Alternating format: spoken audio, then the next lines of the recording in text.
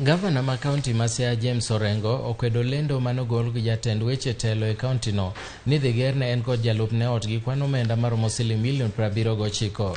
Orengo mane wuoyo gi jofwambo omedo ni Joseph Omondi manotimo lendo no ne otimo kamano kapok opuodh chenro makamano, komedo ni en kod jalupne gin gi udi magitiyo godo. Orengo no medo ni pok opuodh chenro makamano kanyakla kod omenda midhi tii godo e gedo no. No medo ni ging'iyo mana tiyo ne jopiny e kaunti no e yor chwalo dongruok. Tich ariyo jumane jatend weche telo e kaunti no Joseph Omondi nolando ni oseket thenge lo maromo eka 3 mar gero ne ot Gavana kaachiel gi jalupne gi mano mar spika e gwenge ma Kara e Alego Usonga. This piece of land comprises a number of buildings. The county speaker should also have a space here. And the governor has the major space.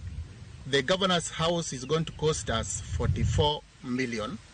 And the deputy governor's house is going to cost about 35 million. Total plus VAT is 79 million. Uangalie bajeti ya mwaka huu 2022-2023 hakuna hela ambazo zimetengwa kujenga nyumba wa gavana wa Siaya. Hata senti moja hakuna.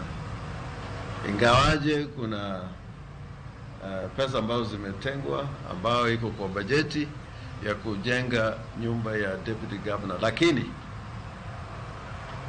pamoja na kwamba kuna hizo hela, mpango kama ya kujenga nyumba ya governor ama ya deputy governor lazima ifuate kanuni ambazo zinazofaa. Yule ofisa amekiuka sheria na taratibu kwa sababu alijipeleka pale mwenyewe. Waziri wake alikuwa hana habari na hakumpatia uwezo ama ruhusa ya kufanya jambo kama hilo.